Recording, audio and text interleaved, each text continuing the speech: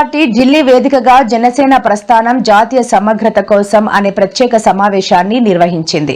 ఈ కార్యక్రమాన్ని ఉద్దేశించి పార్టీ అధ్యక్షుడు పవన్ కళ్యాణ్ మాట్లాడుతూ అధికారం కోసం తాను పార్టీ పెట్టలేదని, దేశ సమగ్రతను కాపాడటమే జనసేన ముఖ్య లక్ష్యమని స్పష్టం చేశారు.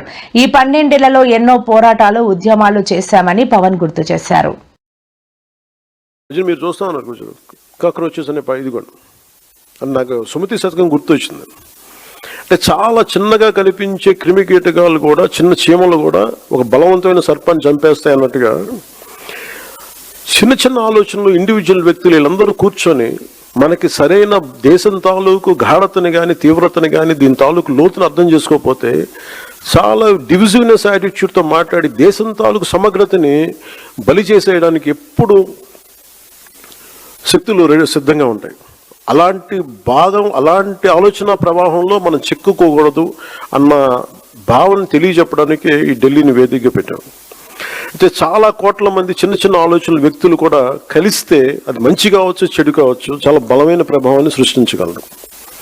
అందుకని ఈ విభజనవాదాన్ని సృష్టిస్తున్నారు. లేదంటే ఇలాంటి పరిస్థితుల్లో మనం దాంట్లో భాగస్వామ్యం కాకూడదు. దాంట్లో మనం ఎంత ఎదురెడ్డి పోరాడాలని చెప్పడానికి దీని తాలూకు ముఖ్య అంశం. సో మిమ్మల్ని అందరినీ ఇక్కడికి ఆహ్వానించడంలో నా ముఖ్య ఉద్దేశం ఒకటే, ఒక బాధ్యత గల రాజకీయ పార్టీగా ఈ ఆశయాన్ని మరింత స్వాతంత్ర్య స్ఫూర్తిని ముందుకు తీసుకెళ్ళటం, మన ఫౌండేషన్ ఫాదర్స్ని గౌరవించడం ఈరోజు ఈ సమావేశం యొక్క ముఖ్య ఉద్దేశం.